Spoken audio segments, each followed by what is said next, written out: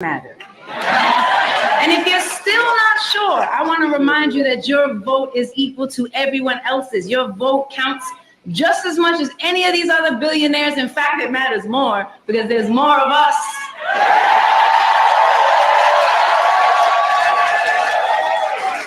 And I know it's easy to look at this uphill battle in front of us and think, I don't really matter and my vote doesn't matter, but we know better because you do matter. Your vote matters, your voice matters. And if you don't use your gift, your vote, the vote that our ancestors fought so hard for, they'll take that from us too.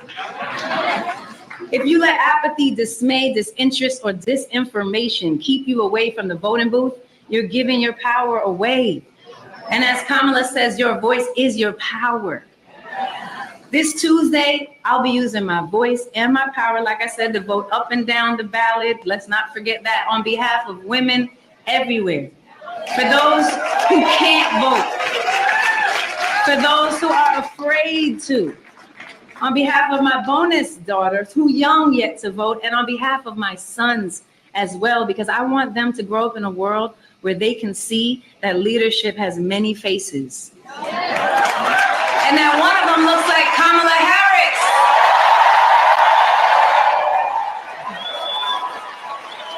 It's crazy,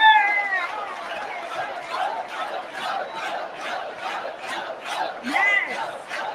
It's crazy because too many people think women can't lead just because they haven't seen enough of it. When our kids look around their classrooms at the pictures of presidents on the wall, every single one is a man. One black guy. No wonder it's hard for many to imagine a female president. They've never seen one. And if they can't see it, how can they believe it? If you don't vote for her or you don't vote at all, you're voting for the chaos and the hate. You're voting for a cruel tomorrow for immigrants, people of color, women, girls, our children, and our planet. Let's give Kamala, that's right, we're not going back. Let's give Kamala the power to make the change we want to see, especially by voting up and down the ballot so she can have the team and support that she needs to make the changes we need to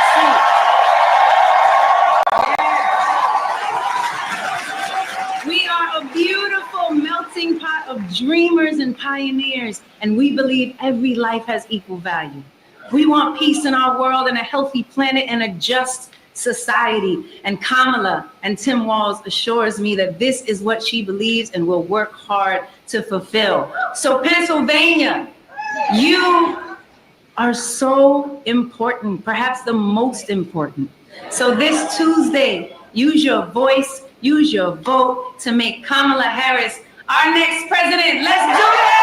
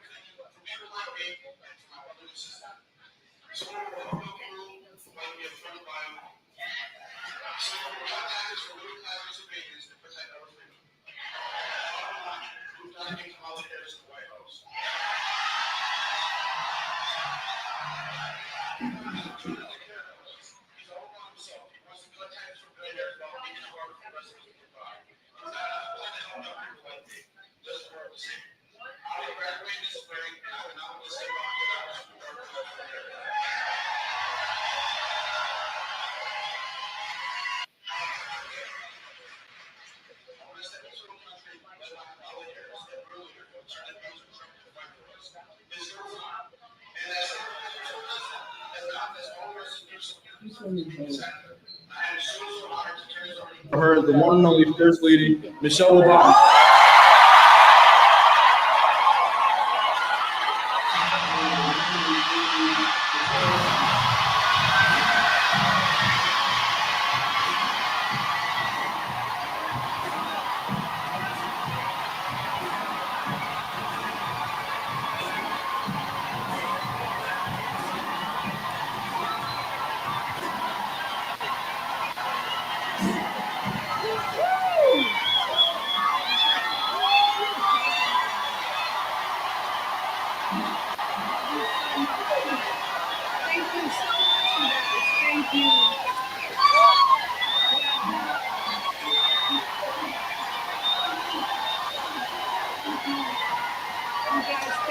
Thank you for coming out on a Saturday night, Pennsylvania.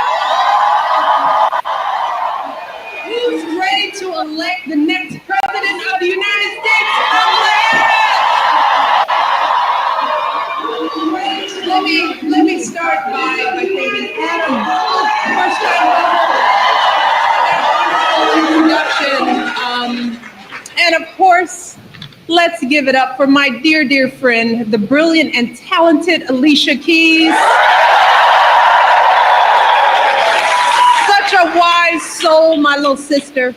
I also want to thank so many of our elected officials for being here. Of course, your Governor, Josh Shapiro, and your First Lady, Lori Shapiro, Congresswoman Madeline Dean, Speaker Joanna McClinton, and Montgomery County Commissioner Jamila Winder. But most of all, again, I want to thank all of you for joining me on a Saturday night. I love you all, and it feels so good to be together, doesn't it? Oh, it feels so good to see how strong and how hopeful and how organized we are, right? And when I think about the energy we've seen over these past few months from Kamala and Doug and Tim and Gwen Walz, the big rallies, the big smiles, the optimism, I can't help but think back to another campaign back when my husband was running for this office. Back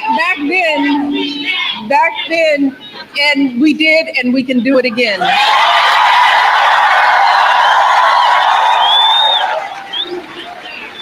But let me just share with you, back then, we had the unique opportunity of traveling this amazing country in a way that very few Americans get to do. Talking with folks about their hopes and their struggles and their dreams. We visited coffee shops and VFW halls and family farms, meeting with folks one-on-one in their living rooms, taking our girls, they were so little, to all these county fairs in the RV, eating a little too much ice cream and fried things on sticks. And as you know, as the time went on, the stages got a little bigger, the lights a little brighter, and somehow, some way, our little family ended up in the White House.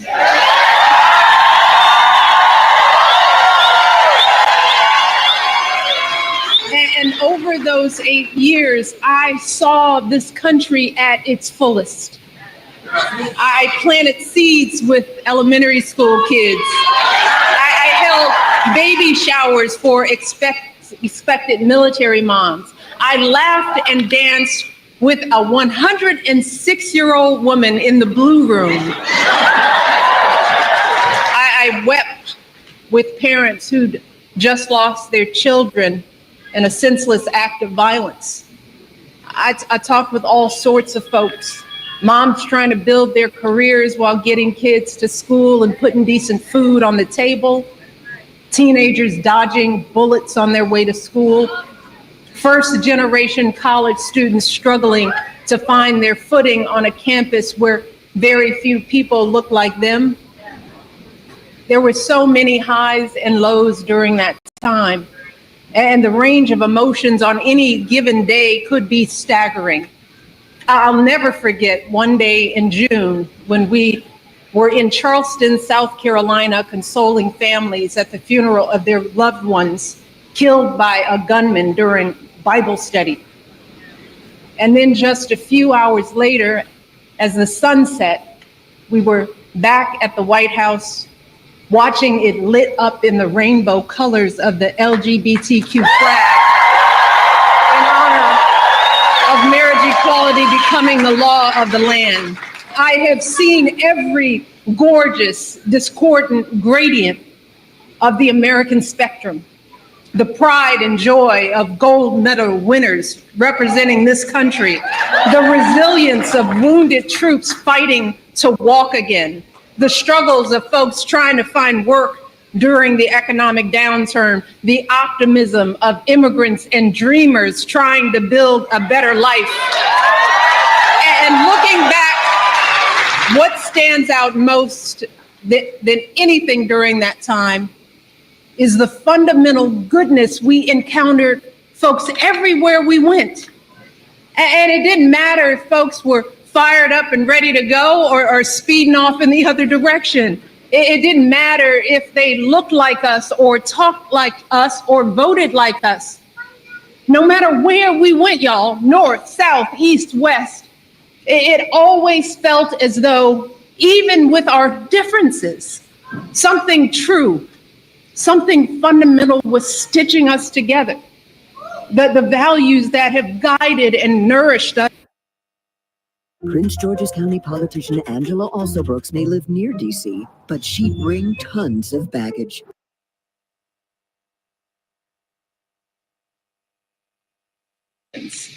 I'm talking about look out for the least of these and love thy neighbor. That we treat folks with dignity and respect. I'm talking about all the parents doing their best to raise their children to be something more. Neighbors who drop off a meal when you have a baby or a death in the family. Farmers pitching in to help with the harvest when someone's sick. Teachers sending kids home with a sandwich so they have food in their bellies. Pennsylvania, this is who we are. This is us. This is our creed as Americans. That if we keep our feet on the ground and our eyes on the horizon, we will leave this country a little better than we found it. Each and every generation, we've done that. Seeking out more justice, more opportunity, more equity, lifting more people up, bringing more people in. From slavery and segregation to the march for justice today, from suffrage to the climb up the corporate ladder, from the closet to the pride parade. Look, folks, we don't always get it right, but here in America, we rise more than we fall, y'all. That's who we are. And yet, for so much of this election cycle, we have been inundated with voices and forces that tell us another story about who we are. The folks and forces that tell us another story about who we are. The folks telling us that things may not be as they appear, that we should be suspicious of our neighbors, that military service and sacrifice is for suckers, that there's an enemy from within. See, we've had this noise buzzing in our ears for over a decade now. But at least for me, y'all, it's still not normal. It is still unsettling every time I hear someone say that the hope and pride that I feel for the country I love is misplaced, that down is up and right is wrong. My God, it's bewildering. It is dangerous. It is shameful. Now, of course, we've been battling for the soul of our democracy for a very long time. And the tactics to tear it apart are not new. Sadly, they have become more insidious, more cunning, led by a more skilled con man who is more brazen and bombastic. But this too is part of the great experiment that we call democracy. Can people who strongly disagree still find common ground? And throughout our nation's history, we haven't always been able to answer that question with a resounding yes. We have had our fair share of dark moments, some lasting for decades, stretches of time that have been hard and scary. But for anyone who's ever endeavored to build or do something hard or scary, erecting a skyscraper, scaling a mountain, even a child building a sandcastle, you learn very quickly that it's a lot easier to destroy than to build up. See, you can spend a lifetime carefully, painstakingly constructing something brick by brick, but it takes only one big wave, one strong gust of wind, and all your efforts can be swept away in an instant. That's what's at stake in this election. In this country, real change, true progress is hard to achieve, and it does take generations. It has taken years and years of sweat and blood and focus and strategy to make incremental forward movement in this country. But the wrong outcome can throw so much of that progress away. That's true in politics and in life. But that's why we lean on a higher power. That's why we lean on each other. Because every day we work and we work and we work with the full knowledge that at any moment it could all vanish. See, destruction is swift and merciless. Maybe it's a hurricane that rips through the coastline. Maybe it's a virus that steals our loved ones and leaves us isolated and alone. Maybe it's technology that multiplies our rage and magnifies our differences. Or maybe it's a small man trying to make himself feel big by pouring gasoline on other people's genuine pain and anger and fear. There are a lot of folks hurting out there.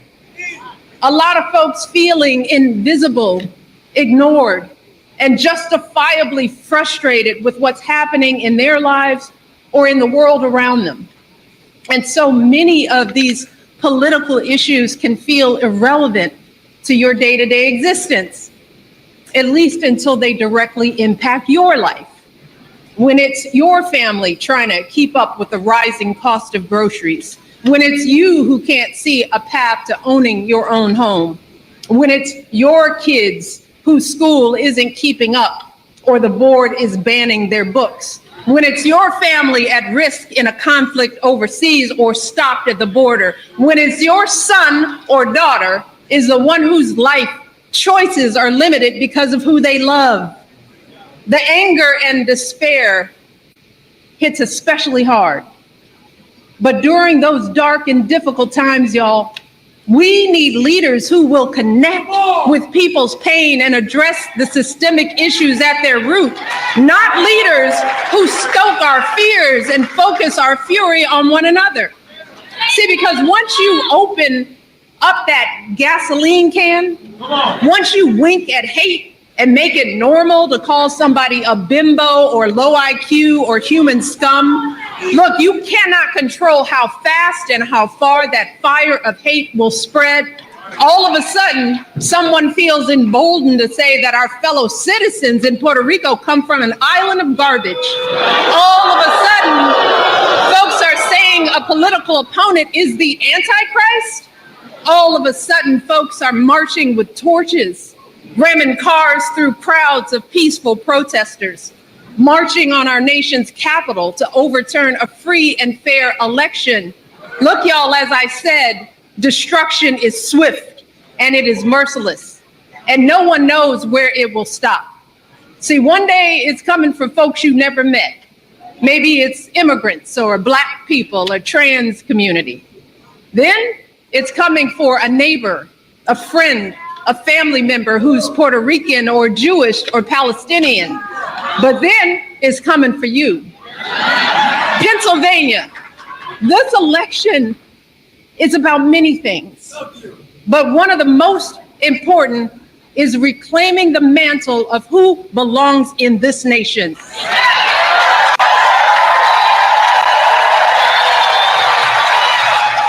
Because let me tell you something, this country does not belong to any one group. Not it when it was built on the backs of us all. And I'm not just talking about our ancestors who toiled in the factories and fields for generations. I'm talking about every man and woman who wakes up every day and goes to a job they may not love, but who still contributes to the fabric of this nation. Folks of all races and political parties. Folks who drive buses and wait tables and fight fires and take out your trash and take care of your kids and pour concrete. The America that we love exists only because of all of our brothers and sisters. And no one, and I mean no one, has a right to a bigger stake in this country than the next person. All of our voices have merit. All of our struggles and hopes have meaning. And anyone who is trying to change that story, y'all, anyone who tells us that American excellence is the product of only a chosen few, or that this country will improve only if we cast more folks aside, let me tell you, I promise you, they are trying to erase the truth of what's always made this country great. They're trying to reverse the lessons we teach our children about how you've got to work for your seat at the table, how true excellence is earned. You can't inherit it or buy it. How every life has value. Pennsylvania, that's not the type of leader we deserve. We have to choose leaders who embody the values we seek to pass on to our children. There is no way that we can tell our kids that anything is possible, that we should be open and accepting of every voice and perspective, and then give them a leader who contradicts all of those lessons we've taught them. All of our children are precious, and they deserve better role models. They deserve to grow up in a country that embraces them, no matter who they are or where they come from. Our children deserve to live in a world that nurtures their God-given promise and inspires them to be better humans. So we cannot forget that the words our leaders utter have real impact on them. Those words can build them up, or they can tear them down. And if we keep exposing our children to hatred and ugliness, we risk eroding their sense of humanity. We risk breaking their spirits. We risk extinguishing their hope for the future. If this election goes the wrong way, this backward vision of America being spewed by Kamala's opponent, it will infect all of our lives, no matter how old we are. We're not going back. I pray to God.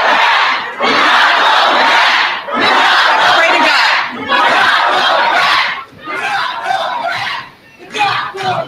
And if we fail, it will happen quickly, in concrete ways, large and small, from dismantling the Department of Education to gutting the women's health system, to prioritizing those at the top over everybody else. And it will be felt in ways less concrete. The things that happen when folks are encouraged to ignore the better angels on their shoulder and embrace the darker forces that exist within us all. The racist chants at high school sporting events, the neighbors who won't make eye contact because of politics, the walks down the street that feel a little more dangerous because you look or love or talk a little differently. The idea that we would choose that path again, y'all, it absolutely breaks my heart. And I know it terrifies so many of you as well. Look, I don't know about you, but that is not the America I know and love. It is not. But thankfully, there are a lot of good reasons for us to still have hope, y'all. Because, as Kamala said the other night, it doesn't have to be this way, y'all. In this election, we have the chance to start moving beyond this decade of dangerous upside-down thinking, beyond the constant buzz of rancor and hate, and build the work, do that work of building a more vibrant and inclusive America. Yet we can do that only if we elect a president who has all of our best interests at heart. Someone with the character and strength and intellect to lead us through all the very real challenges we face. Someone who can ignite the open, inclusive spirit of the next generation. Someone who can reaffirm all those things we tell them, that everyone is important, that the future is something not to be feared but embraced. And we can do that only if we do everything we can these last 3 days to make sure that the next person sitting in the Oval Office is our friend Kamala Harris.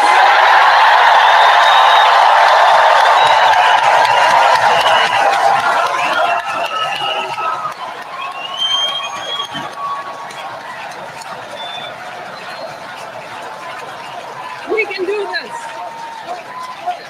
Kamala's presidency will positively and profoundly affect all of our lives. Instead of someone who's only in it for themselves, we will have a president who's in it for you. Instead of someone who'd accelerate the dismantling of our women's reproductive health system, we will have a president who believes in our freedom to make decisions about our own bodies. Instead of a criminal and an abuser, we can have a president who has prosecuted lawbreakers and protected victims. Instead of someone who cozies up to dictators and denies elections, we will have a president who will work to strengthen and expand our democracy and do it all with warmth, joy, and grace.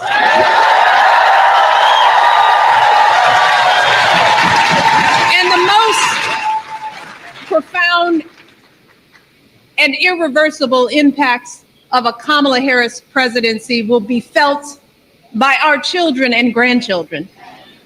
As I said before, they deserve a leader who serves as an example of the absolute best America has to offer. They deserve someone they can respect and emulate, someone who will teach them compassion, empathy, and accountability, someone who doesn't make themselves feel big by making others feel small. Someone who invites them in to experience all the beauty and possibility of this country. Pennsylvania, our children deserve to grow up with the extraordinary leadership of Kamala Harris. On every measure,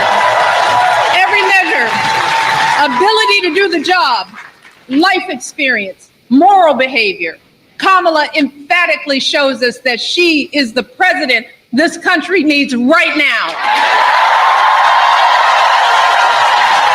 Because in this moment, with so many folks hurting, with so much going on in this country and in this world, we need a president with the spine and the heart to help us all regain some steadiness. Someone who gives us the chance to wipe away the grime that has been spewed all over us, to look again with clear eyes and see the good, decent, big-hearted America we've always known.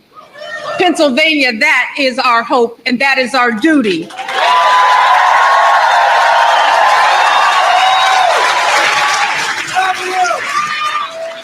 You know, y'all, last week I was in Kalamazoo, Michigan, where I met an amazing woman named Delphine Clayput. Delphine turns 100 later this month. Yeah, go Delphine. But you wouldn't have known it. She was the sweetest little thing, all smiles, sharp as a tack, with that glint in her eye. That glint like someone who understands what really matters in life. You know, you all know that look. We've seen it in so many of our elders. It's like they're holding a secret. In her hair, Delphine wore a red handkerchief with white polka dots, just like Rosie the Riveter. You see, in the 1940s, Delphine was a clerk in an American bomber factory during the war. She worked running small parts and blueprints from worker to worker. Delphine helped win a war before she was 20 years old. I just think of everything she's lived through. 5 kids, 39 grandkids, great-grandkids, great-great-grandkids. Delphine has seen a stock market crash, a Great Depression, a world war, a Cold War, a daughter she lost at the age of 30. Delphine has seen Babe Ruth and Serena Williams. She's seen Selma and the internet. She's seen Sandy Hook.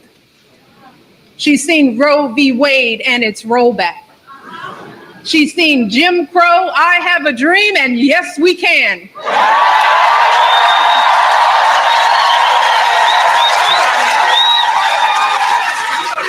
And after all of that, when she thinks about this country, she sees the same thing I do, the same thing you do. And these are her words. Delphine, I hope you're listening. She says, "This is a wonderful, compassionate country." Huh? See, that's her secret. After all she's lived through, more than anything else, she still sees compassion. She still sees our wonder. And this is what I want you all to remember. We have a lot of work to do in this country, but it is joyful work. It is purposeful work. But it is an undeniable fact that we live in a more perfect union than when we started. When most of the folks in this room couldn't vote because they weren't a man or white or a landowner. It is an undeniable fact that my mother, who I lost this year, wasn't welcome at department stores as a young woman. But for 8 years, she had the best view in America from her room in the White House.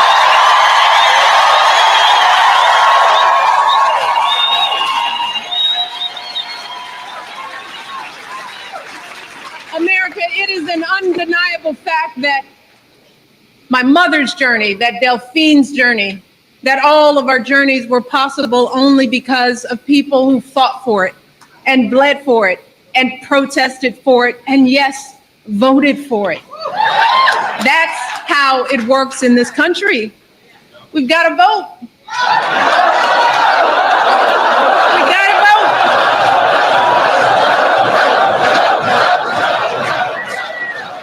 And if we care deeply, but we do not cast our ballots, the people who win those elections will not assume that we care. They'll assume that we don't. They will assume that we are happy to hand our power over to them. See, our absence will not make those in charge hear us better. And I've been at seats of power. I know how they think. See, instead, our absence will be taken as our consent. They will take our indifference as part of their mandate to do whatever they want. Folks, the process will go on with or without you. Decisions will be made, judges will be appointed, laws passed. So we have 3 days, y'all, to make a difference in this election and take part in the process. And here in Pennsylvania, a very special state y'all are in, you can do that by voting on election day, 7 a.m. to 8 p.m., y'all. And if you have a mail-in ballot here in Montgomery County, you can drop it off at a ballot drop box until 8 p.m. on election night. You can find the nearest location at iwillvote.com. If you don't know that, write it down. So make your plan. And after you've made your plan, after you've voted, I want to ask you to ask yourself if you can do something to help other people, to get out the vote for other people, because what you do over these next 3 days will absolutely make the difference, y'all. Let me give you just a sense. 4 years ago, the presidential race in Pennsylvania was decided by about 80,000 votes. Now, that may sound like a lot, but this is a big state. And when you break those numbers down, that's less than 9 votes per precinct. Yeah, just 9 votes per precinct determine who won Pennsylvania's electoral vote. The same year in Iowa, there was an entire congressional district decided by 6 votes. 6 votes, y'all, that's your group chat. That's your fantasy football league, or at least half of it. So just think about it. Maybe you and your friends can swing the whole presidential election. That is possible. That is the power. That is the real power that you have, especially in the state. So here's my advice. If you're feeling anxious, if you're wringing your hands about what's going to happen on Tuesday, I want you to recognize that you have the power to make all the difference for Kamala Harris and Tim Walz. So here's my questions. Are you going to sit around and complain? Or are you going to do something for Kamala Harris? Look, if your brother or your boyfriend are hemming and hawing about voting, are you willing to have an uncomfortable conversation with them to lift up Kamala Harris? Can you do that? If you have an extra afternoon tomorrow or can take the day off on Tuesday, are you willing to knock on some doors to lift up Kamala Harris? If you have a car, are you willing to drive folks to the poll to vote for Kamala Harris, y'all? This is what it's going to take, Pennsylvania. All of us doing our part. All of us putting on our polka-dotted headbands and getting our hands dirty. See, that's how we move past the shadows and into the light. That's how we usher in a new generation of leadership. That is how we manifest our love for each other, for our children, and for this country.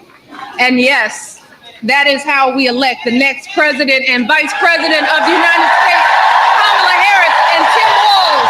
God bless you all. Thank you. Let's get to work. Let's get this done.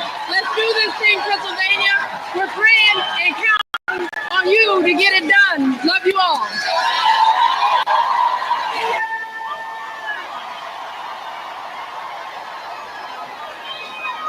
Fantastic. I am so grateful to be here. I'm so excited to be here with you tonight. Who's ready to vote on Tuesday? So I'm talking about, we bring all our friends, all our family, all the people we know. Because Pennsylvania, I love you. Thank you so much for the love. Thank you. I believe that our vote is a precious gift. It's a gift of love that we give to each other. But that gift wasn't just handed to us simply, you know. A woman's right to vote did not come easy. Suffragists organized for 70 years before the 19th Amendment was passed. By Congress, by the way, so we have to vote up and down the ballot. And it didn't pass the first time. And it didn't pass the second time. It didn't even pass the third time. It took 4 tries to pass, and only by 2 votes. It's been opposing forces all the way, from abolition to suffrage to this very election. But it's the difference of a vote or 2 that can change the course of history. That's inspiring to me, because sometimes we feel like, you know, it doesn't mean something when it does, a vote or 2. And getting the right vote wasn't the end of it. It took until the 1970s for women to get equal access to higher education, to be able to open a credit card in our own name, to make sure we couldn't get fired just for being pregnant. And we had reproductive freedom, but not so much now. And that's why we're still fighting today. That's why we can't get comfortable, because they're already starting to take those rights away. If it's been done already with Roe versus Wade, what makes us think that there isn't a leader in place? There couldn't be a leader in place from the other side that would say, forget equal play, forget equal pay. Women don't need it. Or we don't need to educate women anymore. They can just stay at home. They don't work anyway.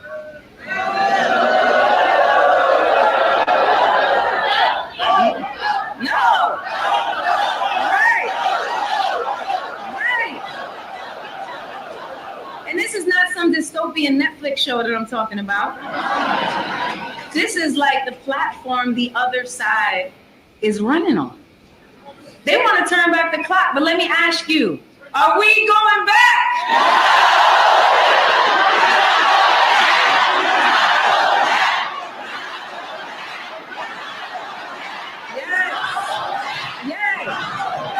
They're trying to take us back. They're trying to take our safety away. They're trying to take our dignity away. They even are trying to take our right to vote. It's on the table. Last week, an ally of Kamala's opponent, because honestly, his name doesn't deserve to be spoken of.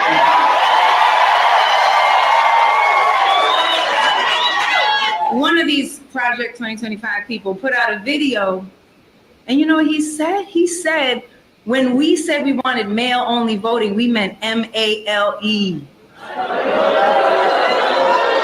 then he said, the 19th might have to go. That's what he said. He said that, then he said, oh, it's just a joke.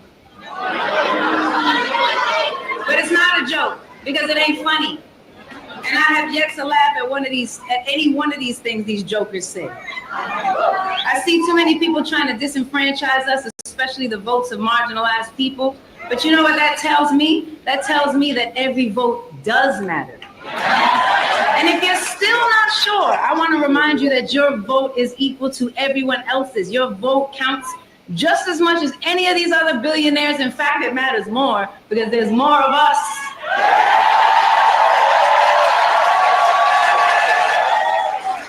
And I know it's easy to look at this uphill battle in front of us and think, I don't really matter and my vote doesn't matter, but we know better because you do matter. Your vote matters, your voice matters. And if you don't use your gift, your vote, the vote that our ancestors fought so hard for, they'll take that from us too. If you let apathy, dismay, disinterest, or disinformation keep you away from the voting booth, you're giving your power away. And as Kamala says, your voice is your power. This Tuesday, I'll be using my voice and my power, like I said, to vote up and down the ballot. Let's not forget that, on behalf of women everywhere.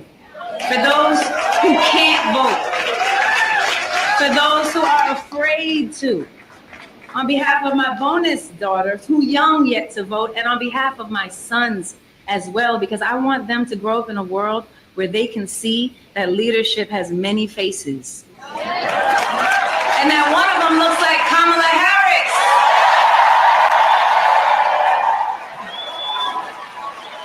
It's crazy,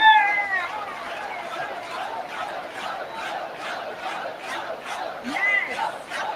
It's crazy because too many people think women can't lead just because they haven't seen enough of it. When our kids look around their classrooms at the pictures of presidents on the wall, every single one is a man. One black guy. No wonder it's hard for many to imagine a female president. They've never seen one. And if they can't see it, how can they believe it?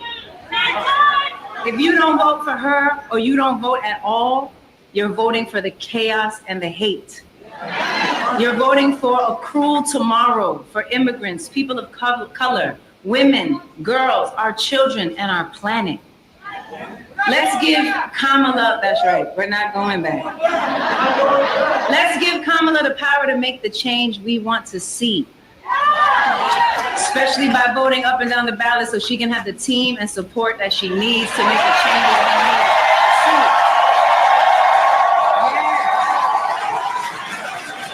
see. We are a beautiful melting pot of dreamers and pioneers, and we believe every life has equal value.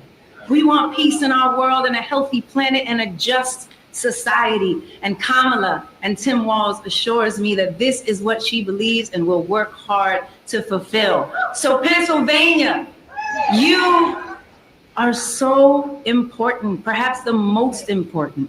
So this Tuesday, use your voice, use your vote to make Kamala Harris our next president. Let's do it!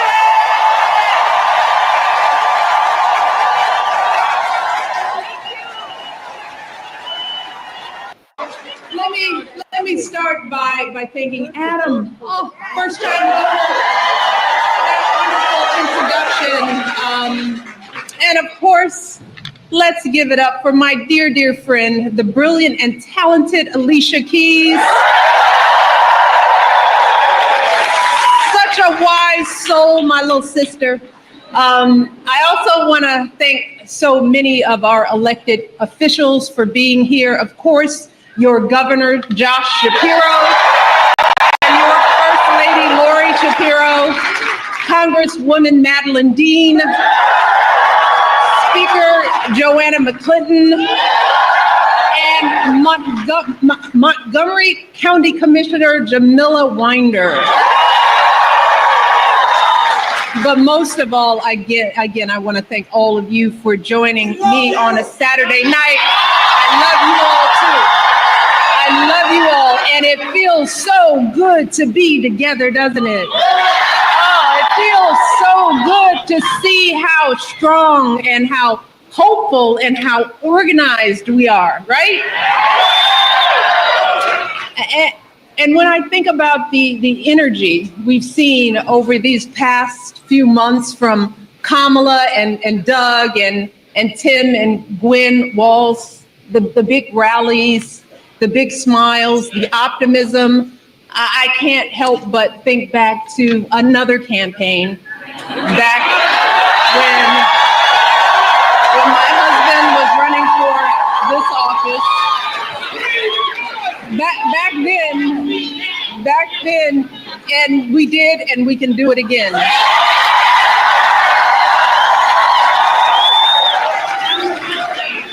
But let me just share with you, back then, we had the unique opportunity of traveling this amazing country in a way that very few Americans get to do. Talking with folks about their hopes and their struggles and their dreams. We visited coffee shops and VFW halls and family farms, meeting with folks one-on-one in their living rooms, taking our girls, they were so little, to all these county fairs in the RV, eating a little too much ice cream and fried things on sticks. And as you know, as the time went on, the stages got a little bigger, the lights a little brighter, and somehow, some way, our little family ended up in the White House.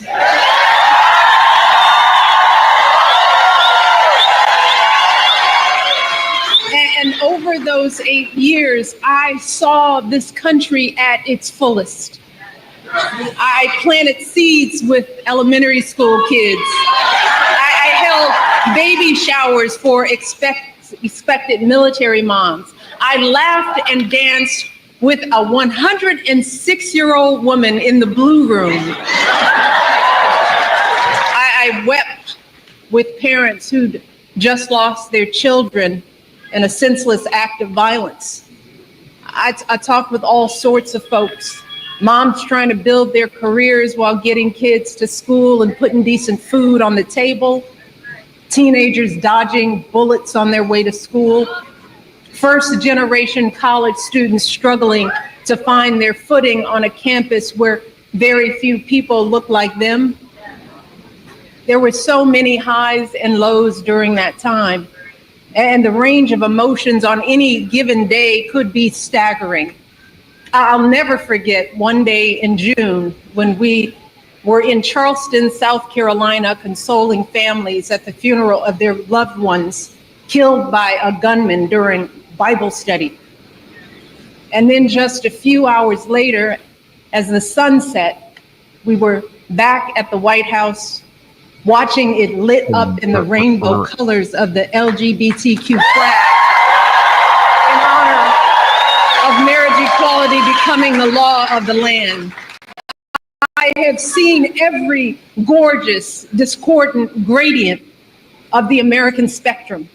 The pride and joy of gold medal winners representing this country. The resilience of wounded troops fighting to walk again.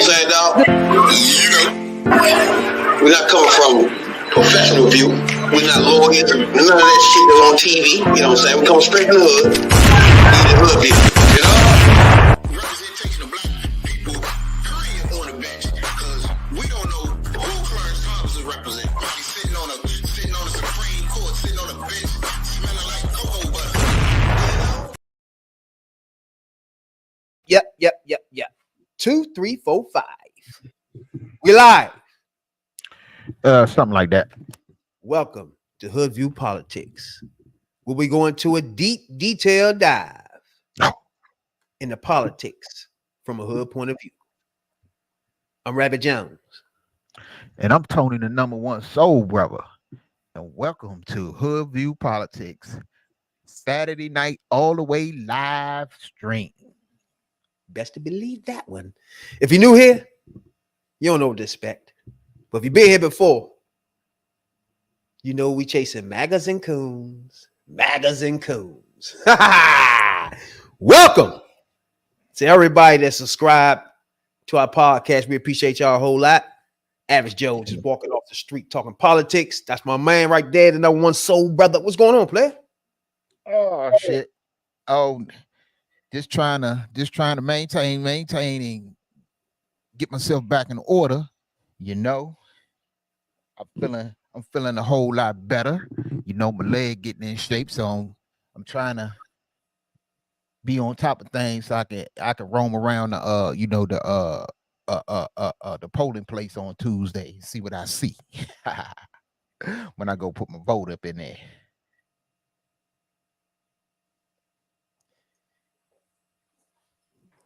But this shit is crazy. You know, it's coming down to the home stretch. And hey, it's put up a shut up time now. Oh shit, let me move that back. You with me?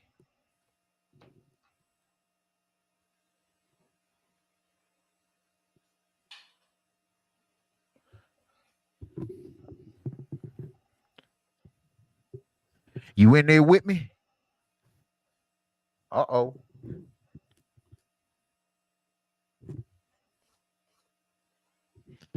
Think we got some technical difficulties up in this piece.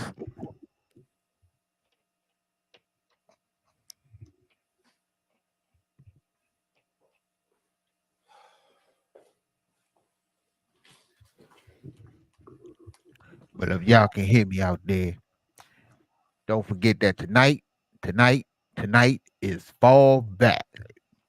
So set your clocks, I believe. Set your clocks back 1 hour tonight, or you're gonna be off like a motherfucker tomorrow. You know, you're gonna be looking for the beginning of that game, and you're gonna be an hour off. Fuck around that, set your clock back. Bro, you catch a part of the speech? Yeah. That's why I've been motherfucker. We had who's that? What's her name? She had Michelle Obama and Alicia Keys at the joint. Yeah. I see they pulled Alicia Keys out somewhere last night about Cardi B. But what you think about Alicia Keys' speech itself? See, I'm just talking about the stars, their speeches, because Beyonce joint was good. All of them good, but I mean, it's time now. It was something said a couple of weeks ago. No, I'm saying a couple of weeks ago. It was a couple of days ago. They was talking about that Kamala ain't really pulled all the women out yet in her campaign, but she didn't do nothing but wait wait for the last minute because it's women. I believe that it's women that's gonna put her way over the top.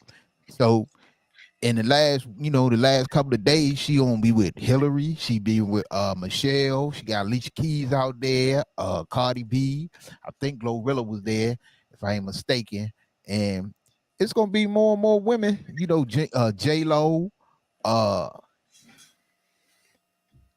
shocked Barbara Streisand ain't been out there yet because she a raging Democrat. But She was on Zoom calls a couple of times though. Yeah, so I think that in the last couple of these last few days, you're gonna see a lot of women. I think especially after the game's over tomorrow, and like tomorrow evening and especially Monday, that's all you're gonna see on TV tomorrow evening, and especially watch tomorrow during the games. We ain't gonna see nothing but fucking political ads all day. It's a few things that Alicia Keys. I think Beyonce's speech was a little better, but Alicia Keys was making a lot of points. First, she said she was telling young people that they ain't even used to having a woman in charge because they never seen it before. Then she started going over all the presidents and was like, "Well, all men, one black." Yeah. She said one black, and so what she was trying to tell everybody, just because you can't imagine it, don't mean it won't work. You know what I'm saying? So I think that was a good line in her speech too. You know what I'm saying? And when she was that's a good line. Kind of going into the health of women and stuff. So I think without the Roe v. Wade joint, this would be a tough battle because even how racist he is and everything, is obviously the country don't give a fuck about that, right? Mm-hmm. It's just him being stupid with it, right? If he just calm down, everybody know he racist, right? But just don't be racist all the time in front of everybody's face, they'll just go ahead and vote for him. But like these last 3 weeks, his racism just out on the table. He can't even hide it. I told y'all that. So he ain't one of the politicians that can find those buzzwords and shit like that. He's just saying this shit out. You know what I'm saying?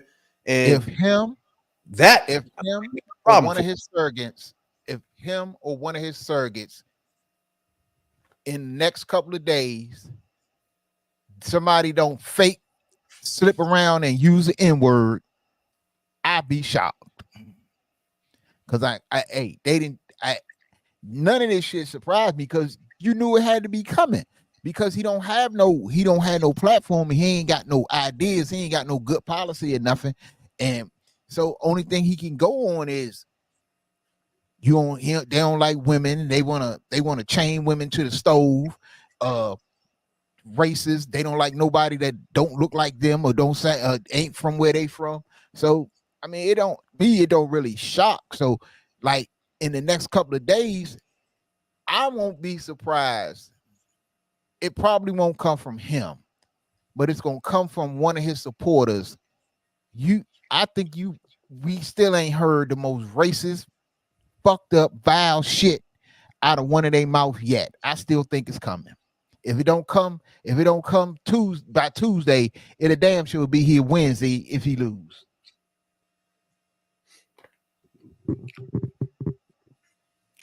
Yeah, I mean, it really can't do much more. You know what I'm saying? It's like everybody's clear. That's why I say everybody got to make themselves known where you at right there, because this is not no just simple election.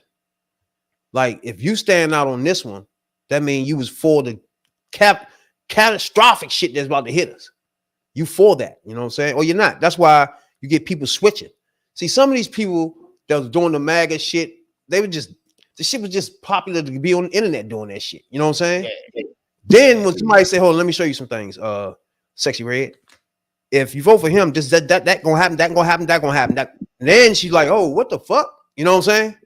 Right. That's when they get the details of what's about to happen then. Then it's, oh, no, take this off. She kissed my ass. You know what I'm saying? Dog? She left a tweet talking about, kiss my ass. Look. And then all that came from her going to WWE, and that's a cesspool of Trump lovers there. So that's part of it too. Her storyline had that Trump had on too. You gotta know when you go on WWE, you in the middle of land because everybody that own the shit love Trump.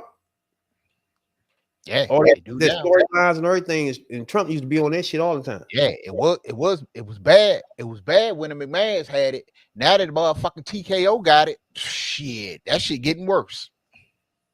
All the shit coming out about, but all the shit coming out about the motherfucker that's running WWE now. So it's just a reckoning. Is look, if some people, well, most people had chose what side of the fence they on. We over here, or we over here with these wild motherfucking racists and misogynists and xenophobes and all this whole other shit. Most people have. Now, the ones who ain't on it for real, they just trying to wait till Wednesday morning when the election over, and then they just gonna jump on the winning side. Whatever side won, then they gonna jump out and say, "Yeah, that's what I'm for. That's what I've been about the whole time." Well, hold on, yeah, but hold the fuck on, because when it's time to make it known where you stand, a lot of the motherfuckers didn't, and they, I don't know, I put it like this: the ones that haven't said nothing or tried to hide where they at, and come Wednesday morning, if Trump happened to win and they start jumping out there with talking all that dumb shit, I'm gonna shit. My motherfucking respect level for them is less than 0. It's less than minus 100 0. You either gonna stand up and say where you at now, or when it's all over, shut the fuck up. When she win, don't complain about nothing. Shut the fuck up. It's gonna be too late for that anyway, because people gonna go back and look at tweets and see if you supported them ever. It's gonna be way too late. If they don't say nothing, that's what I said a couple weeks ago. If they don't say nothing now, it's gonna be way. That's why you see people jumping out now. Last 3 days, there'll be more people jumping out. These people probably wasn't even motherfucking lined up to pee in these joints, but they just coming on late and they just throwing them in there. You know what I'm saying? Cardi B probably wasn't on nothing. Now she want to be on something. They threw her in on some shit. You know what I'm saying? It's like Cardi B one time. Cardi B was the one that was telling motherfuckers not to vote. That's my point. She don't believe in nobody. But now, that's my point. But now she want to be. On the right side of history. It was the same way with Stephen A. It's the same way with Charlemagne. It's the same way with a lot of them. It's a lot of them that your vote don't mean shit, or don't vote for this person, or don't vote at all, and telling people to, basically throw their vote away. And now all of a sudden that you see that the winds is shifting in one direction, and you seeing what's happening to the people that, hey, it's a lot of people that been against her that basically been canceled. So they don't want that. They don't want that in their life either. So now all of a sudden it's more convenient to act like you've been a card carrying camelaholic the whole fucking time. To me, it just comes to somebody got to him and showed him the facts of things. You know what I'm saying? It's just like everybody think it's cool to say, man, but fuck the government, this and that and that. But if somebody breaks some shit down to them, so that then they'll be like, I don't know about that now. So here she is. I'm nervous. I'm excited. What's up, y'all?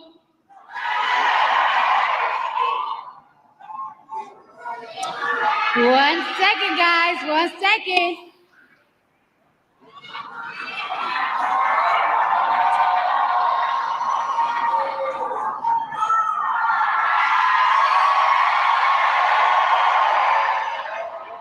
Okay, so I don't take lightly the call. Sorry, guys, I'm a little nervous. Guys.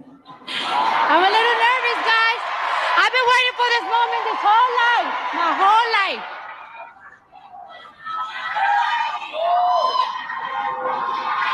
I need patience over here. Patience, where are you, girl? I need patience over here.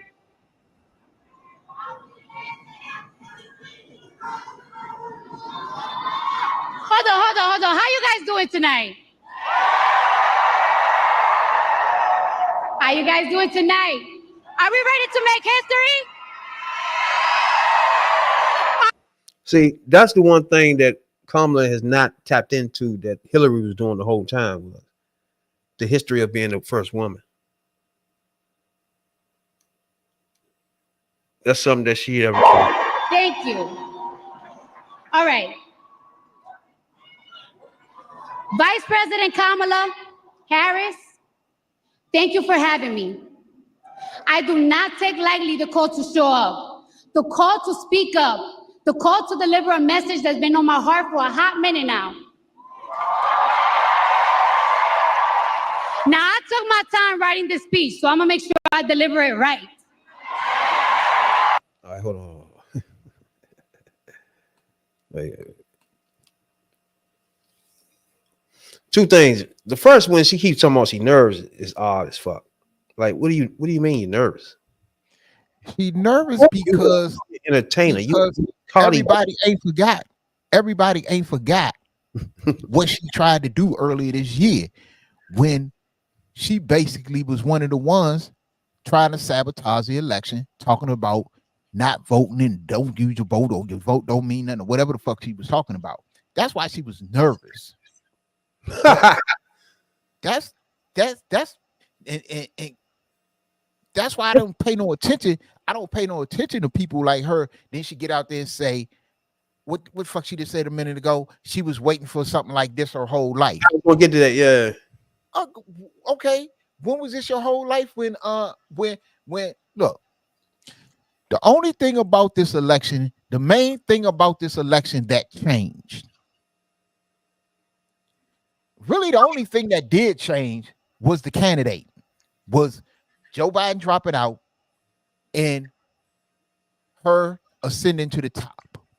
Other than that, the issues didn't change, the policies didn't change, the platform didn't change, nothing changed. Nothing that she's running on. It is nothing that she's running on that Biden wasn't running on, that Democrats across the whole board wasn't running on. So where do people like her come with this bullshit about, oh, now it's the greatest thing in your life that you up here? And okay, a lot of people, it what was good for her is that when she said the things that she said, it was at a time when a lot of people wasn't paying attention to the election. They was paying attention, they was hearing things, but people wasn't paying closer attention like they paying now. So she could get away with, and that shit, that the shit that she said, the shit that Charlemagne said, the shit that all these other motherfuckers said, that now they want to be the biggest Kamala supporters, the shit that all of that shit, then it didn't got pushed to the back burner. A lot of people don't even think about it or don't know about it. So you can come back and say the dumb shit that you were saying, but the people that pay attention, we know what you motherfuckers is dead. And that's why, because I got something I've been wanting to say for a long time. I've been saying it on Twitter, on my Instagram, and I'm ready to tell it to you now. Y'all ready to listen? All right, now. All right. Just like Kamala Harris, I too have been the underdog. I've been underestimated. My success belittled and discredited. Let me tell you something. Let me tell y'all something. Women have to work 10 times harder, perform 10 times better, and still people question us how we got to the top.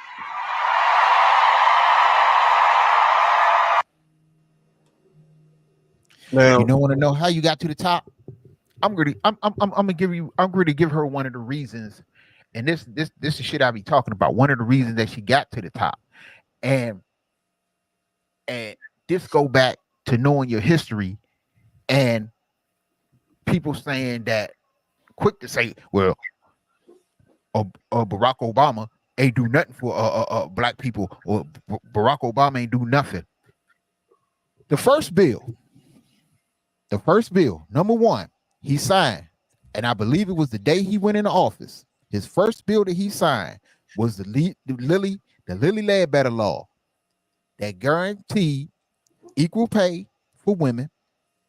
That's equal rights for women in the workplace, and everything that a man got, he signed in the law. Barack Obama did. The first thing he signed was to make sure that women got the same thing, especially when it comes to pay and overtime and all that other shit. And see, they act like I ain't gonna say they act like they don't know, because they probably don't know. But come on,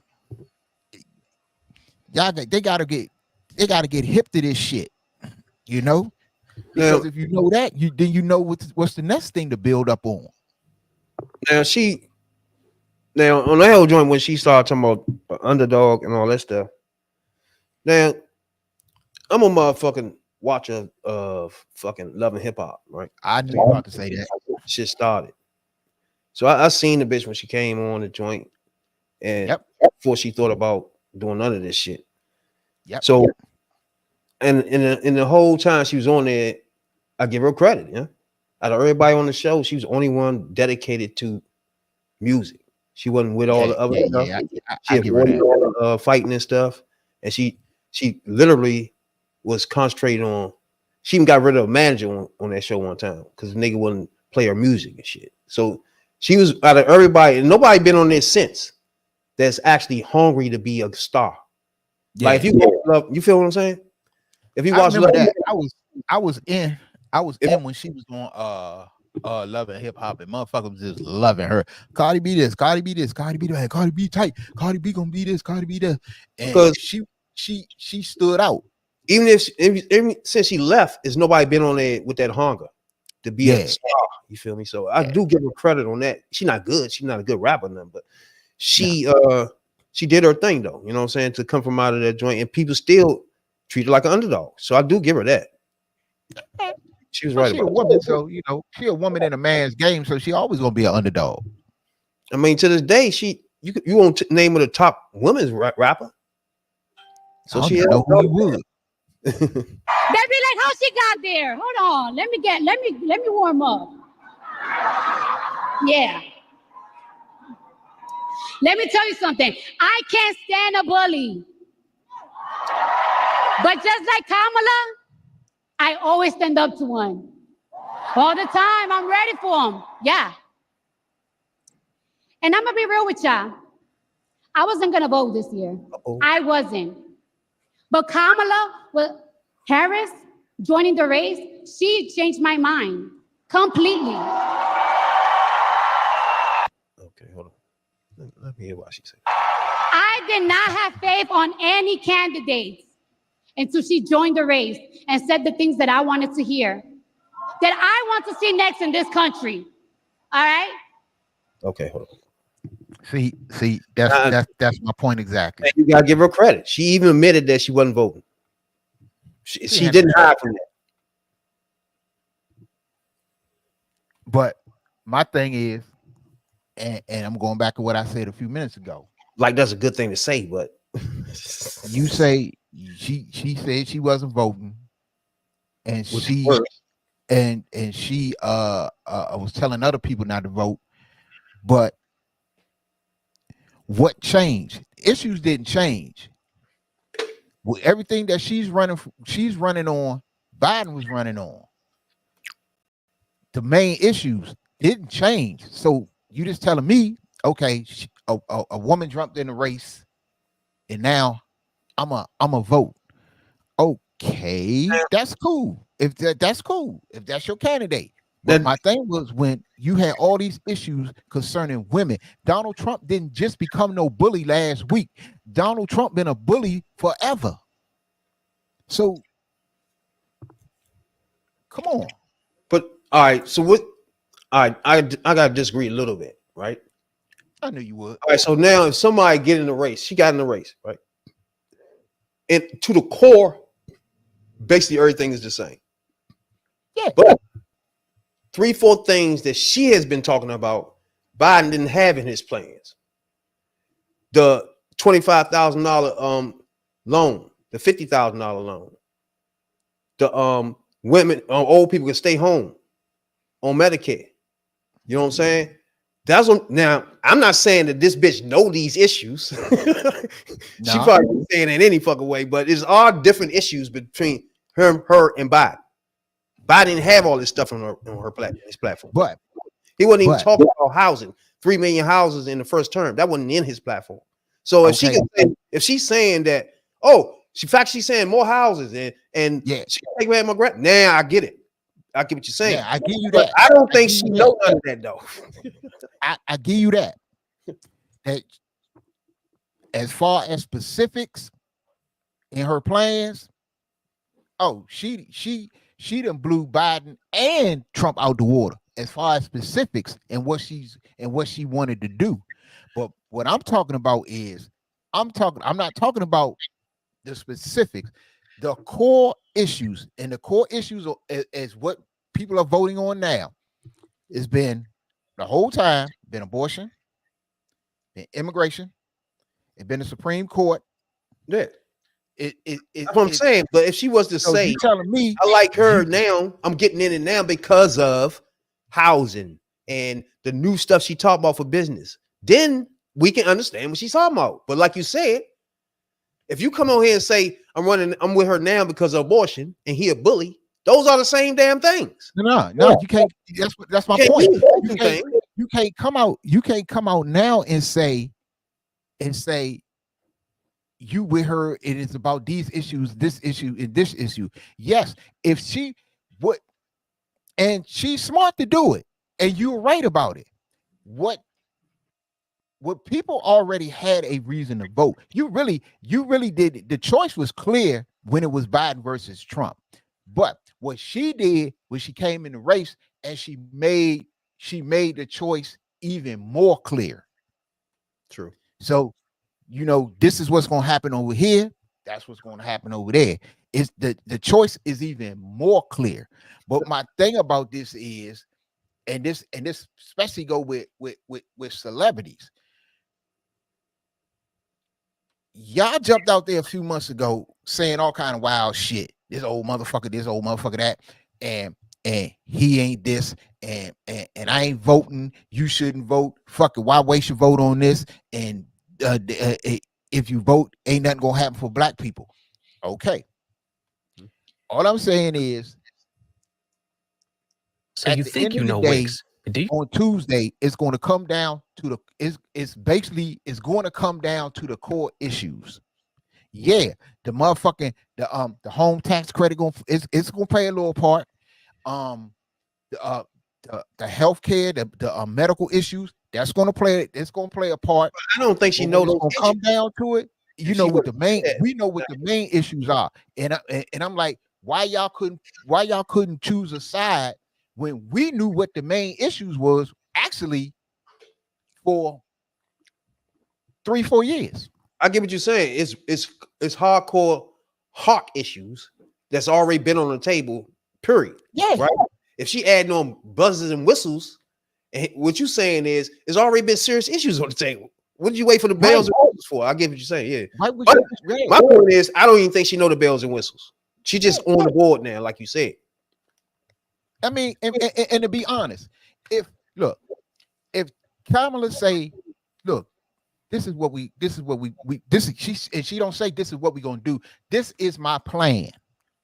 She said we're gonna give first-time home buyers a $25,000 tax credit. By the time you get through the negotiating with both sides and you went out the bill, the 25 probably will come down to 15. That's why she went so big, especially with the $50,000. Now you with me. Now you with me on this one. So by time, just like the $50,000 probably gonna come down to 25,000. So we already know that because that's how politics work. They're gonna put it out there, and then in the end, she gonna say, "Hold up!" If a motherfucker come back and say, "Well, you promised to get us. You told us you was gonna propose $25,000. We only got 15. Hold the fuck up. before I went into office, how much did you get? Nothing. It You was was getting nothing. nothing. Shut the fuck up and vote again. So when we talk about, like people like me and you, we know how the shit work, and we know how the issues work. We know that everything that she's promising or that she says she's going to put forth, yes, she's going to put forth that. But by the time you probably might need some Republican votes. So shit gonna come down a little bit here because they're gonna throw a little bit in there. It's negotiation. That's what politics is. Want to hold out so everybody can talk right shit like that. But the issue, but the thing I got with people like her is when the main thing was the main thing, when the main issues was the main issues, and them issues out there, because look, women, since Trump put the motherfucking judges, nominated them judges to go through the Supreme Court, women didn't just started dying this year. Women been dying since that shit got enacted. Somebody died. We know about this. We know that because of Trump, and he has separated families at the border, it is parents that will never see their kids again, and it's kids that will never see their parents again because of shit Trump did. When the main issues was the main issues, y'all told motherfuckers not to vote. And now you coming out here like you just got hit. You just got hit by a thunderbolt. You got hit by an epiphany, and all of this shit clear to you. No. Come on, man. You've been on this motherfucker for what? We going on 3 years now, ain't we? Yeah, March. Yeah, that's a minute for now, but yeah, we going on 3 years. We've been on this doing this podcast, and every week we get on here, and these issues, we talk about these issues every week, and we done got on so many people. We done lit so many people up because they using a platform for dumb shit instead of, and when you got these issues out there that's affecting people in the communities that these people was born, raised, grew up, whatever you want to call it. And now, come on, that's the shit that pissed me off. That's what I was saying about Wednesday, all of the people that sat on the fence and was quiet, and they're the ones I'm talking about, the ones that was sitting on the fence and wasn't saying shit, but just waiting for shit to be over with so they could jump on the winning side. Them the ones I'm gonna have fun with their ass for the next for the next however so and so. Them the ones I'm gonna light up. This nigga Trump last night, man, I don't know if you seen this shit. When he was giving head to the microphone, nigga motherfucking Mike start acting up and shit. He had a whole fit. First of all, he gonna knock out the motherfucker that's fixing the shit. He gonna go back there and slap shit out somebody. We go back there and smack this motherfucker. Like, God. Then you seen when he was simulating giving the mic head. He literally can be my uncle or something. An old man that's up that joint be saying shit like, man, I'll come back there and smack somebody in their head back there. Yeah. Old people would say that, bro. Like, y'all want me to go back there and smack some heads around? Like, whoa, who's talking like that, bro? Trump. That nigga wild as shit. What does this? Oh, Donald Trump like that.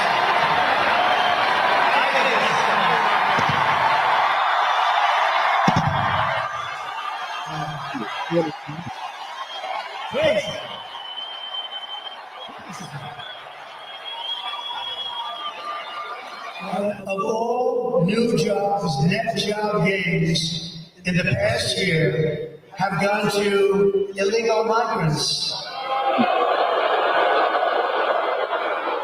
And the jobs that were taken from African Americans, Hispanic Americans, and Indian.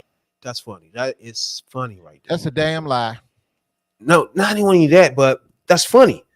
I talked to somebody today, because when I'm in the barbershop, when I'm cutting hair and shit with clients or something, I don't get into politics. I let them do it. You know what I'm saying? And then I don't really engage with them, right? But niggas in my chair today, right? Make you cut a landing strip down the middle of their head. I'm gonna fuck this nigga head up. Niggas in my chair today, right? So he went into it. So he was like, man, everything gonna change in 5 days. So I'm thinking, I don't know which way you want to go with this. You know what I'm saying? So I'm still cutting. Right. So he's like, damn, man. If Kamala, so once he said that, I was like, oh shit. Knew where he was coming from. Oh Lord. I said, oh shit, here we go. Here we go. She get in, man. I don't know, man. She was locking up black men all over the joint. I'm like, oh shit. Bro. Then he went into, bruh, we gotta have, if Trump was to win, he wouldn't say he with Trump or supporter. He said, if Trump get back in there, man, he gonna take care of the motherfucking Mexicans taking everybody's jobs. I'm like, what? This nigga said that to me, bro, today. Oh yeah, I believe that. Today. He's like, what man, what was we saying last night? No, hold on. Man was like, oh, he gonna take our jobs, man. If they take off our joints, man, we ain't gonna be able to buy shit. I tried to get a house last week. Now I, you know what I'm saying? I'm like, in my mind, I'm thinking, what the fuck do immigrants even have to do with the shit you talking about, bro? Like, I didn't get it. You know me. I'm like, I could win on them, but I'm just still listening. Like, bro, what? I don't know what to say no more, bro. They don't know what. Then I threw a little seasoning out there. I was like, damn, I ain't with the police immunity shit though. Yeah, I just threw that out there, right? Right. I ain't with that either though. Like, huh? But you just said something. Though. That don't even make sense. Yeah, you just said something, and it's gonna make me sidetrack for a minute before I forget. But you just said something, and you talked about dude sitting there talking about, man, she locking black people up and she doing this and doing that and doing that, and people going on and people still going on all of that misinformation about her. I want to say something about DL Hughley because of the shit, I gained a new respect for DL Hughley because I don't think it was nobody else, and it ain't been nobody else that I seen. I'm saying what I seen because I ain't seen nobody else do it. Step up, find out the truth, and say, hold up. She didn't do this. This ain't right about her. And I apologize about it. And I apologize to her about it. Nobody did that shit. Even motherfuckers that jumped on the bandwagon. That's true. Even people that jumped on the bandwagon late, ain't none of them been like, man, there was a lot of misinformation out there about Kamala Harris, and I want you to know I checked it out myself too, and it's not true. I sat down there and talked. I found out that she actually did this, that, and the third. And you know what? We owe her a apology for letting that shit go out there like that. Nobody did that, and even the motherfuckers that's jumping up there now. I ain't gonna say all of them because not everybody believe that shit, but the new motherfuckers that was saying all kind of wild shit. I think it should be like an Ice Cube to say something like that and come out and be like, look, man, I done read into this shit. Look, I just feel more comfortable now with Kamala, and I'm gonna give her. He never said nothing about her though. Individually, I'm about to tell you, you know, he was talking about Biden out. Some of these old arguments, it was hard for them to just throw it on her and shit. Like he wouldn't make sense to just switch it the way he felt and just put it on a black woman. And then you never hear Q talking, oh, is he black or not? All that shit. Q ain't gonna go that route. You see what I'm saying? Now he ain't gonna go that route. Well, Ice Cube going, you know, what people like Ice Cube going is Q got systemic government issue. Yeah, but Ice Cube is Ice Cube more is on policy issues. He ain't gonna he know way better than to step there in that whether she black or not shit. You right, he not going there. But when it comes to what every presidential race is supposed to be about for real is policies. If you like the policy of this person over here, or do you like the policy of this person over there? And you can tell, well, for me, that they, you know, it ain't about policies, about them liking her policies, because they like the other policies, because it was just that. It's easy to jump out there. Hey, she the best candidate. Plus, you know, she the best candidate. Plus, she's not a racist. She's not a misogynist. She's not none of that other shit. And you would think, man, I don't know. Because I think the misogyny, I think once you get in there, just like the racism got worse when the racism came out, and you could see it more plainly when Obama got in there. It's gonna be the same with the misogyny when she get in there, the misogyny and the racism. Because I think, you know, if she ain't, if let me see, if she ain't been a black bitch since the day she got in the race, she'll be a black bitch every day of her motherfucking presidency. You can believe that. Exactly. Let's see what. Workers, I don't think the unions are too happy about this. But I told you this was going to happen. It was inevitable. They're letting millions and millions of people flood into the country. And the African American population, if you see these numbers, then they're going to release them. But I think maybe, Ron, you should try and get them early because... Look. For anybody watching, this is why we're here, to give you the right information. Right now, black unemployment is the lowest in history. Period. So there's nothing else. Can I get a minute? Can I get a minute off you for some breaking news? I got some breaking news here that just came across my phone here. You know what? It's breaking news. All right. And it's out of New York. Vice President Kamala Harris has made an unannounced trip to New York to appear on an episode of Saturday Night Live. Briefly stepping away from battleground state she'd been campaigning in just 3 days to go before the election. Harris departed on Air Force Two after a campaign stop on Saturday in Charlotte, North Carolina. She was scheduled to head to Detroit, but once the aircraft was in air, aides said it was actually heading to New York. Her appearance on the show was confirmed by 3 people familiar with Harris's plans who were not authorized to speak publicly about them. It is the final SNL episode before Election Day on Tuesday. So, you know, that's some breaking news for all you Saturday Night Live fans and people who want to see Kamala everywhere. And I'm glad she's doing it because, honestly, in my opinion, after the first week when they came back for the season premiere, them cold openings ain't been that funny. Nah, you talking about what the political cold openings?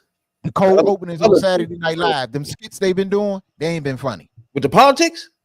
Yeah, they ain't been that funny to me. Oh no, I think main man that play I know the second one wasn't funny at all. The one that played Tim Walsh, he funny. Yeah, then, he been doing it. But the dude that played Trump done grew on me. He got funny to me now too. Who? The one that played Trump. Nah, he kind of grew on me now. I can't get with him. He the one that really the one they did with the Family Feud joint was funny as fuck, bro. The Family Feud joint where all of them was on the Family Feud and Harvey was there. That joint was funny as fuck.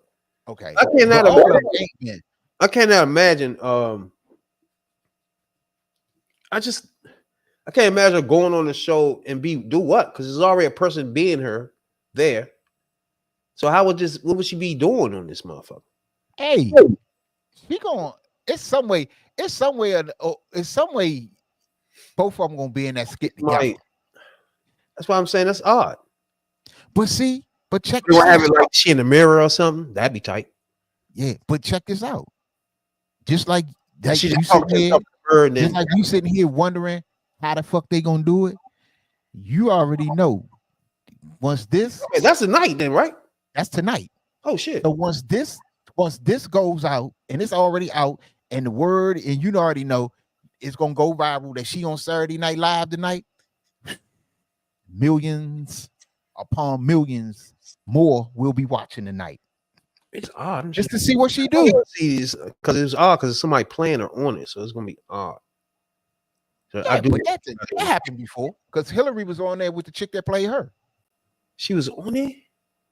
Yeah, Hillary and damn, what's that damn the last joint though it was the last one. This is the last one though. You're right. It's the last one. Yep. It's the last one before the election. Yep. Yeah. I remember Hillary was with that because the chick that used to laugh like I go. You're right. Hillary was on there with her. Last one. I don't really remember a lot of the ones when Obama was running, and I don't know. And Trump didn't like the Baldwin dude doing him, so I know Trump wasn't on there with him. Okay. So this matter of fact, she might be the first candidate. She should be the first candidate since Hillary. I don't know if Biden might have went on.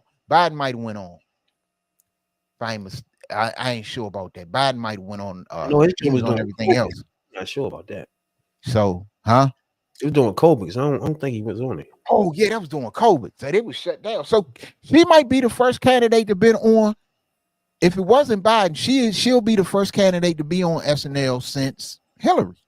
Got to be here since Hillary. But all right, let's back it up. Do you think she should go on there? Oh, then again, all right. Let me see how you feel. Do you think she should go on there? Would it hurt her or what? I don't know. It helps her. Look, the people that she wants to reach, and is in the demographic that she's trying to reach, is watching Saturday Night Live. They're the ones that's up between 11:30 and 1 o'clock on a Saturday night, and you got, on the other hand, the Republican demographic, older demographic. They're not the younger Republicans probably watching Saturday Night Live, but the older, which in the Republican Party, the older people vote more than the younger people. So the older people not really going to watch it, and especially if they hear that black bitch on 89, I'm not watching that shit anyway. You know, they get ready to go up there, get up in the morning and go to church, and then leave church and do some heathen shit. I don't know. So, it might be. I don't know. That's she goes straight to the audience. But I just gotta see some musical guests. I just think that any way you go right now to get many as people watching as possible is a good idea. Period. Hell yeah. Because at this point, the race is basically over.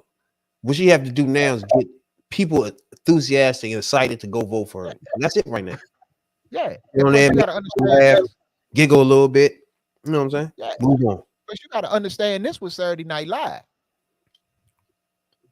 Saturday Night Live ain't got no competition on Saturday nights. Nowhere. You either watching Saturday Night Live, or you watching a movie, or you binge watching something, or if you in the house, because most motherfuckers probably out in the street somewhere. So the audience, she wanna come on. She gonna do some funny shit. You know, they got some writers that gonna give her some shit to say. And I'm telling you right now, everybody waiting for her to come on that joint and dig in and get some digs in at Trump and do some shit that's gonna have him just say something that'll have him going slam off tomorrow. Bro, I'll be honest with y'all. To me, she shouldn't have to say his name for the rest of these motherfucking days. Be honest with you, he is there. He's putting himself out there. She ain't got to say too much. To me, just be you now. Don't even. That's what you do. Don't even talk about him no more. It's clear that nigga's a clown. He done made himself a clown from the motherfucking that shit they did in New York, and from motherfucking eating motherfucking cats and dogs. He just looks like a clown at this point. Everybody know it. She ain't gotta keep telling us. He's an idiot. He dumb. He's a racist. She ain't gotta say it no more. All she gotta do now is just be you. Just be around, start looking presidential, and just do that right now. Fuck him. Don't even talk about him no more. I agree with you on that, but I'm tell you this. This is how I feel. I want, and come Tuesday night and Wednesday morning, I want, when this election over, I want her to drive that motherfucker so crazy that they go straight to Mar-a-Lago with a whole bunch of motherfuckers in padded vans and straight jackets and scoop his ass up and take his ass straight to the nut house. I want her to drive his ass clear cut fucking crazy. I don't know. I just think, which I think is a plan anyway. Because after the election and the MAGA motherfuckers have a fit, they'll run out in the streets talking about the election was stolen. So I think, like, by the time inauguration roll around, you ain't gonna hear from Trump no more. Be honest with you, I don't even think it's gonna be like that this time. I don't think these niggas are, put like this. The people that's left with him now are completely people that's really diehard, right? It's really hard to soul. And the people that's left now just seen the disaster everybody went through. They can't imagine trying it themselves at this point. You know what I'm saying? So I just think if he lose, he just gonna be fucking over. Let's he try to do a rally. He can do a rally, but that rally is not gonna be. Oh, yeah, he gonna do something. It's not gonna be an angry mob no more. It's gonna be people just. It's gonna be an angry mob. It's not gonna be an angry mob no more. It's gonna be an angry mob because you got Steve Bannon still out there. You got Steve Bannon. You got Tucker Carlson. You got people like Roger Stone. You got all these people that was behind Trump and helped build Trump.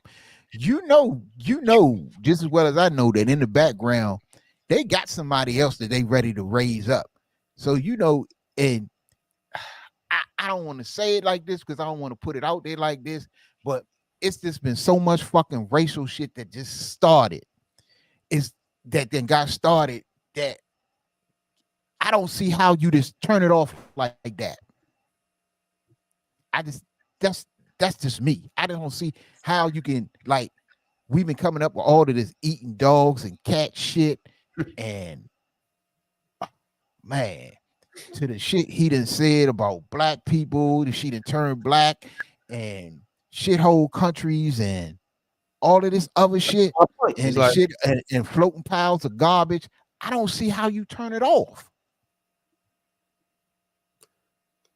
I just think from this point on, you just got to have just go smooth from this point on. Don't be nobody. You ain't got to talk about him. It's just, it's irrelevant to bring him up. Just show everybody what they can vote for. That's it. Make them make that choice. Yeah. But, you know, but I just think the people that's behind MAGA and the people that the real hardcore MAGA, you still gonna see them out there because that's how you remember how we ended up with the when they ran that fucking rally when the girl got ran over by the car, the one he talking about, it was good people on both sides, the Unite the Right rally. Yeah. I think you'll see more than that. I think you see more of that. And I think you'll see far, because they've been doing it. You get these far right groups, these alt-right groups and shit, they'll start having protests and do little rallies and shit. And then, you know, the other side gonna be counter protesting. You know, now fuck that. Y'all ain't coming through our city with this shit. We got something for you. Y'all ain't coming down here with that. And I just think it's the shit been turned up. And I just think that shit gonna be hard to turn back now. All right, look. Everybody know one thing we don't like is motherfucking maggots and coons on this bitch. Appreciate everybody, man, to be tuning in. Appreciate everybody that been subscribing lately, man. We appreciate y'all a whole lot. We try to get to 500 subscribers as soon as possible. You know, y'all can help us out, you know what I'm saying, before the election or whatever, you know what I'm saying? Just help us out on that. We just act on this podcasting thing. But Dr. Umar, right? Tired of him too. Now, at this point, the people that's asked about this election that's black looks real dumb now. They just look dumb. The shit they say, their reasonings, they look dumb at this point, right? At this point, just say you're a conservative and you want to vote Republican. Don't be, you know what I'm saying? A nigga trying to defend MAGA and talking this Trump shit. So we got motherfucking Dr. Umar. Again. Everybody know. He went on Nick Cannon's show. Nick Cannon wanted to talk to him about Kamala Harris. And that's how that went. And is upon us is a strong black woman representing the Democratic Then when Party. you say black woman, Here you go. I need you to qualify that. What I've Howard seen, alumni. whether she's black or not black, ain't my biggest issue. Is what she going to do for black people. The reason Kamala's race has become such a big issue in this election, brother Nick, is because it's the only thing they're selling the black community in exchange for their vote. Not a word about schools, not a word about prisons, not a word about gentrification. If she led with policy, Nick, I don't even think we would be talking about her racial ancestry. So how can Kamala Harris, the so-called black woman, say that I can't do anything just for black people, but you sat in the White House for 4 years with President Biden and watch him take care of specific groups of non-white people, and you didn't demand one thing for your own black people that you claim to be a part of? part of. So the only thing they've given us has been identity politics. I mean, the election. All right. Cut this nigga off. This nigga's ignorant. Yeah, all that bullshit up. All right, first of all, it's a lot there. It's a lot. Now, That nigga ignorant. main man asked him a question. Nick Cannon. He said, man, what do you think about a strong black woman with a chance to be president of the United States? This bitch ass nigga response is, what you mean black? Black? What you mean by black? Like, what? First thing my man said was, oh, here you go. That's what I would have said. I said, yeah, I said the same thing. Nigga, I don't want to hear that shit. Now you get on a whole dumb. That's why he started talking. It don't matter to me then. Why the fuck you bring that up? If it don't matter to you, why the fuck you bring that up? Why did you bring it up, you stupid mother? Then what was irking to me is he supposed to be pro-black. He's supposed to be down for everything black people. Why he debating whether or not a black woman is a black woman or not? Does that make it? Dr. Umar's an asshole. Stupid, bruh.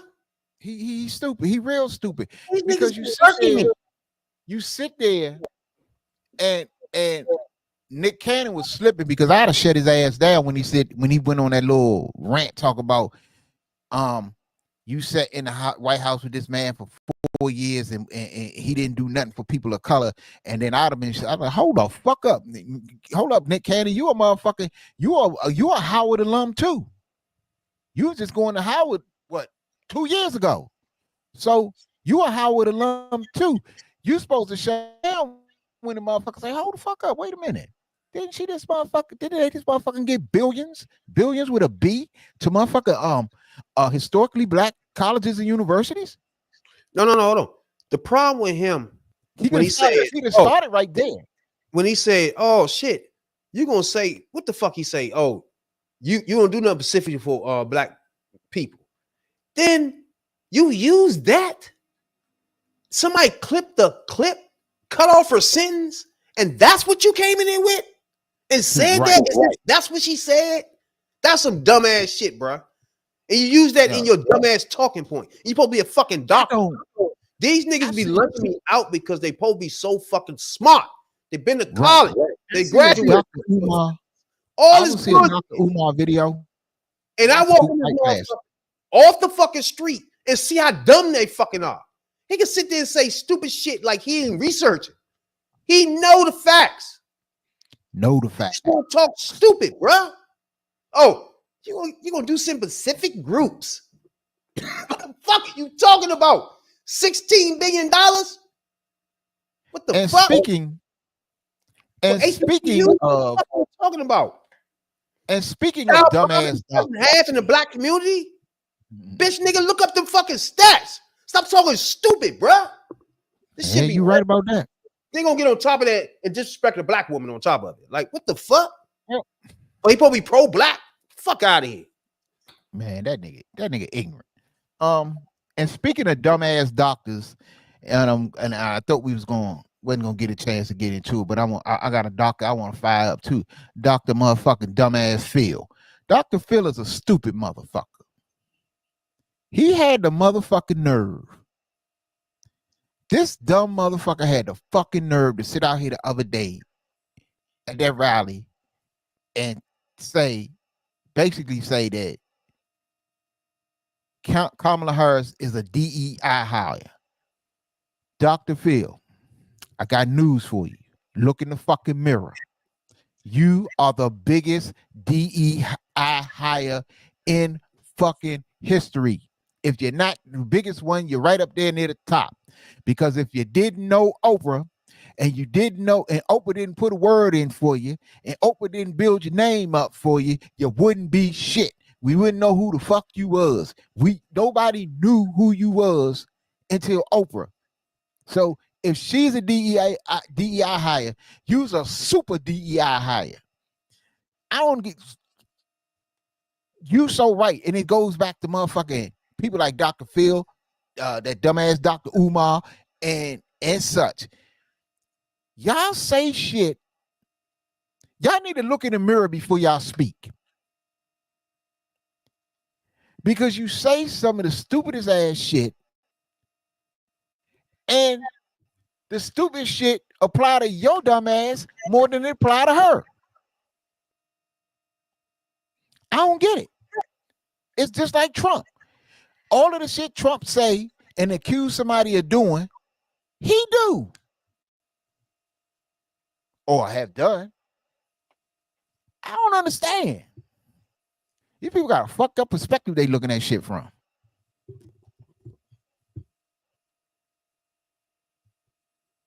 Because we have free speech in America, I can be honest and say I don't like or agree everything that Donald J. Trump does or says. I mean, come on. Nobody agrees with everything or likes everything somebody else says or does, right? No human is perfect. We don't strive for perfection, we strive for excellence.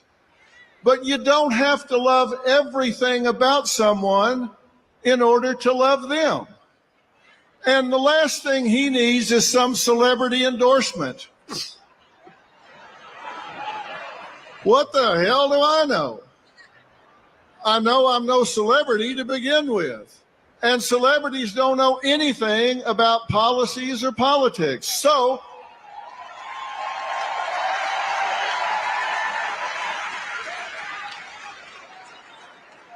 only difference between me and them is I'm willing to admit it. So, why am I here? Well, I'll tell you why I'm here. I'm here to talk to and stand up for the people who have declared their support for Donald J. Trump, or they got found out, or they want to do it, but they're too intimidated. Because you know what happens when somebody in this country says, hey, I'm going to vote Republican. Wait, he called himself coming here talking to somebody that scared to vote Republican? Like, what the fuck are you talking about? And you know what that means? In short, that adds up to being bullied. And now we're talking about something I know a hell of a lot about. Now you're in my wheelhouse, buddy. I may not be an expert in politics, but I am an expert about bullying. And bullying is when you seek to harm somebody, you seek to intimidate, coerce, cause distress, fear, risk to their well-being. And it can be physical, verbal, relational, or cyberbullying. And it's always wrong. You said it, my friend. It is always. Wait. This motherfucker just described Donald Trump to a T. What? Bruh. The people he put up for speaking is like, you just can't. First of all, this bitch ass nigga won't even exist if a black woman ain't give him a job. Black woman put him on TV. He's a DI. And he just don't act like that's where he came from. That shit is difficult to Complaining as we were flipping around and listening to the spin on what supposedly news. And I said, damn, I'm tired of listening to all this media spin and everything. And without even looking up, she said, well, you are the media. Why don't you do something about it? She said, you got bigger ratings than the four of them combined. Why don't you do something about it? There you go. Sound like Trump with this rating shit. Nobody watch that shit. You say this in Hollywood. Huh? I'll say this. I'll say this. When this is over, the books that going, oh my God, the books that's coming out about this shit, about the shit that's really going on. Cause you know, what's the ugly chick that the ugly racist chick that been all over the place? Lauren Loomer. She put out a tweet about the campaign. I don't know if they're throwing her under the bus or they turned on her and they trying to make her look fucked up. But she was like, she put out a tweet to say, the campaign has put this out about me and this, that, and the third because they try to make me look bad because the campaign know he's going to lose and they're trying to find somebody to blame it on. Man, when this shit is over with for real and he lose, by the end of the week, man, they're gonna be like, them Republicans gonna be, and MAGA gonna be like cannibals going at each other. They gonna eat each other alive because it's all gonna come out.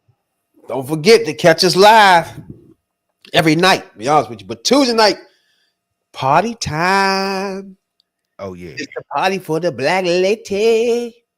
Oh yeah, black lady party. You know what I'm saying? And guess what? Yeah, man's DC, baby. Howard University. You know what I'm saying, dog? Yeah, I want to go. Y'all not engaging us with this fucking campaign, bro. Y'all all around our city now. Y'all doing too much. Damn, man. See, that's the only thing. I wish I was still staying up there on North Capitol because it's right. Because where I was staying at, it's like a 2 or 3 block walk right down to Howard University. I used to walk through there all the time when I was up there. I would love to be there right now because I could set up. I could set up right in the fucking yard and broadcast all fucking day if I wanted to from there. I kind of missed that joint, but I love to be down that joint Tuesday night. But I don't know. That junk gonna be. I don't know. It's gonna be off the hook. Can't wait, bro. Can't wait. Yeah, it'll be a party for show. Well, y'all people's gotta. Y'all, my people out there, y'all gotta bring it on home now. You know. Get out, find your spots. Y'all will see us again. Don't even worry about that. You know what I'm saying? Definitely gonna see your boys again. Hey, check us out when we come. Trust me, after the motherfucking whatever happens, bro. We'll definitely be here though. Don't worry about that. Damn. Either we're gonna be fighting a tough fight or we're fighting a light fight. Either way, we still be fighting. You know what I'm saying? Appreciate everybody tuning in, bro. Get us to 500 subs. Appreciate you. Thank you. Got something to say, big guy? Yeah, take your ass out and vote. You know what I'm saying?